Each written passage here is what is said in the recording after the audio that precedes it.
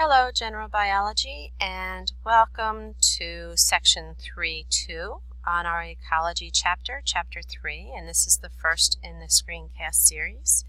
And in this series, we're going to look at interactions that take place, and we're going to take a look at energy, the role of energy, and how that energy flows through ecosystems. So this section is energy producers and consumers.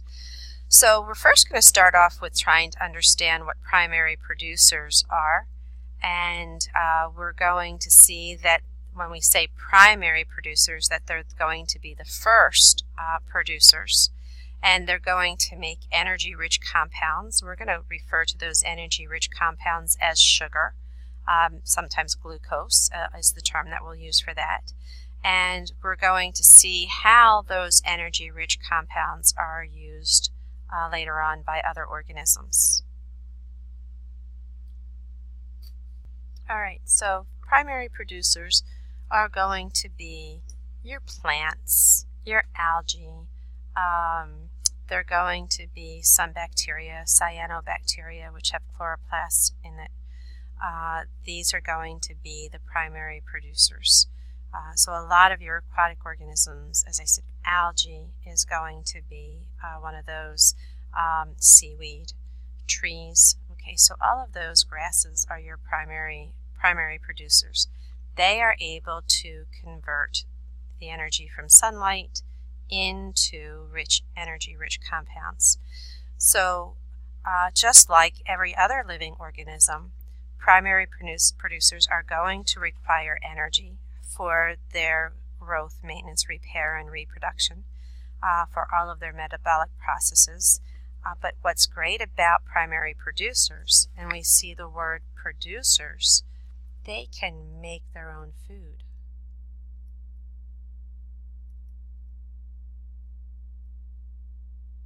Okay, so they have that ability to make their own food. They're able to take the energy from sunlight, and with that energy of sunlight, they are able to actually convert compounds of carbon dioxide and water, and this is that sunlight energy, and they're going to be able to produce high energy compounds like glucose or sugar. And they're going to also give off some oxygen as part of this process. So they are able to just simply use that energy to chemically react these two reactants to produce this product. Okay, so they don't have to go out to the store. They don't have to go out and hunt to get their food. They can just remain rooted in the ground wherever they are and produce their own food.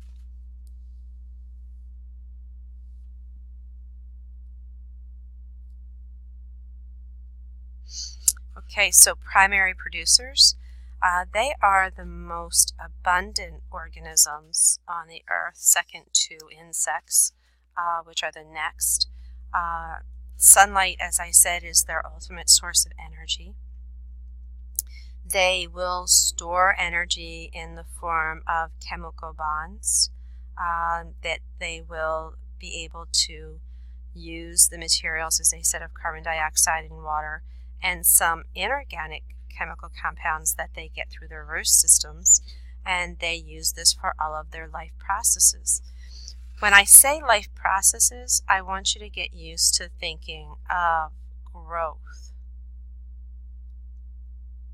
repair, there's that line, maintenance,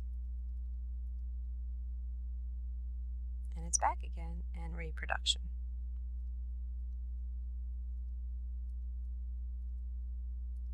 Okay, so those are going to be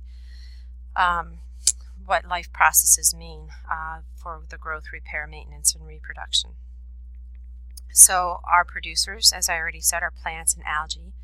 There are certain bacteria that can also capture the energy from the sunlight, and they can use those chemicals to convert it into forms that the living cells are able to be used. So we call primary producers autotrophs. And I want to take a look at this word, autotroph. An autotroph, when we talk about autotrophs, auto means self. And troph is actually a feeding level, or to feed. So when we say autotroph, these are self-feeders. These are organisms that can produce their own food. So whether we call them primary producers or whether we call them autotrophs, they're the same things. Now there's two types of autotrophs. There's phototrophs, and as you can imagine, they use the energy of sunlight to make their food. And there's chemotrophs. And chemotrophs are going to use chemical energy, the chemical energy that are stored in bonds. Remember I said they were like pixie sticks, they break. So when those bonds are broken, they're going to use that energy from the bonds to make their food. So they're going to get their energy from chemical bonds. We're going to see that chemotrophs, they're going to live in areas that have low light or no light.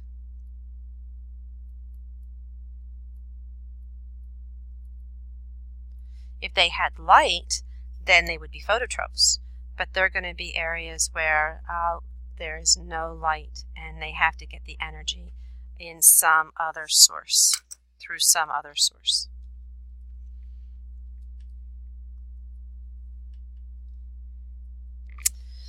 All right, primary producers are going to store their energy in forms that make it available to other organisms that might eat them, and they are essential to the flow of energy through the biosphere. So we need those primary producers. So as I've said before, plants are going to obtain their energy from sunlight, and they're going to turn it into nutrients that can be eaten and used for energy by animals like caterpillars. Caterpillars are going to eat leaves, and the nutrients that they're going to get are going to be glucose, starch, cellulose are some of the things that they will get from the plants, because these are what are produced by photosynthesis, that process of capturing the sun's energy and converting carbon dioxide and water into food. So here's that chemical equation that we're going to see. It is the process of photosynthesis. Photosynthesis is so important that it has a whole chapter dedicated to itself in Chapter 8. And simply, it's taking two ingredients, carbon dioxide and water, and in the presence of light energy, making carbohydrates and oxygen from the carbon dioxide and water. So that's the process of photosynthesis, and that's what producers or autotrophs use. So again, and this is kind of redundant, reading this here, photosynthesis captures the light energy and uses it to power chemical reactions and convert carbon dioxide and water into oxygen and energy-rich carbohydrates. And the process adds oxygen to the atmosphere, and it removes carbon dioxide. Oxygen, as we're going to see, is called a byproduct. It's actually a waste product. And that is an extra that's given off that animals breathe in.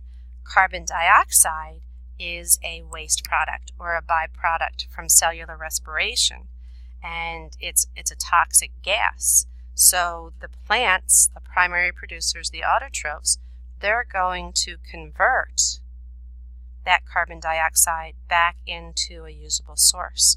So remember I said the earth is a closed system and everything is recycled. Here's one of the substances that is being recycled.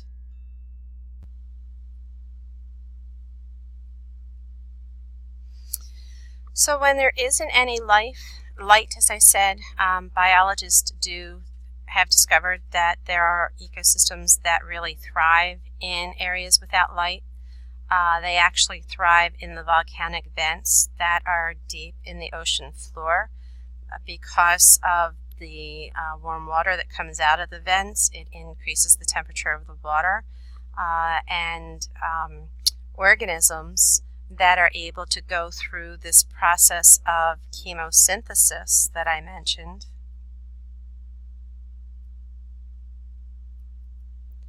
are actually going to be able to use carbon dioxide and water along with hydrogen sulfide to produce glucose. So they will break the bonds, chemochemical. They'll break the bonds between the carbon dioxide, the water, and the hydrogen sulfide in order to be able to produce the glucose. So here's that process in chemosynthesis. So we're using basically the same two ingredients right here. We're adding a sulfide into the equation. The sulfide's also going to include oxygen in it, and that is going to produce the carbohydrates, the glucose, and we're going to get sulfur compounds that are released from that. And you've probably smelled sulfur compounds. They smell like rotten eggs. So this process is chemosynthesis, and it would happen, remember I said put A in front of it, it would happen in the aphotic zones deep in the ocean, the places that are without light. The second type of level of feeding that we have is referred to as consumers. And consumers are those organisms that have to go out and obtain their food. They cannot make their own food. So we're going to see how they're going to obtain their energy. And one of the way that we're going to see that is that they're going to rely on other organisms for their energy and the nutrients. So they're called consumers. And we're going to talk about a couple of different types of consumers. We refer to consumers as being heterotrophs. Again, when we break down this word to try to understand the word heterotroph, again, troph means to feed or feeders. Hetero means other. So instead of self, they're other feeders. They have to feed on other things. So heterotrophs we classify into one big group called consumers. They're the same thing. They have to get their energy by eating or ingesting other organisms. So there's different types of consumers, and they're classified by what they eat. So one type of consumer is called the carnivore, and the carnivore is a meat eater. These are organisms that are going to eat only meat. So when we think about that, those are snakes and dogs and cats. Otters are another example. Spiders that eat other insects, they are carnivores.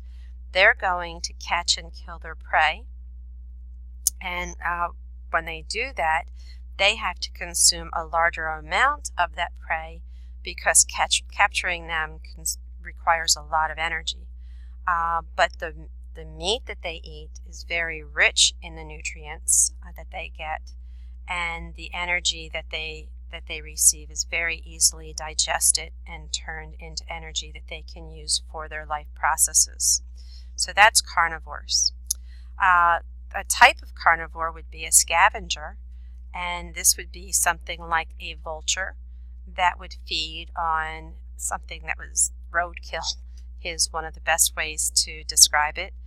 They're going to consume carcasses of other animals that have been killed. They're either going to be killed by other predators, died for other causes, or roadkill, like I said, hit on the side of the road.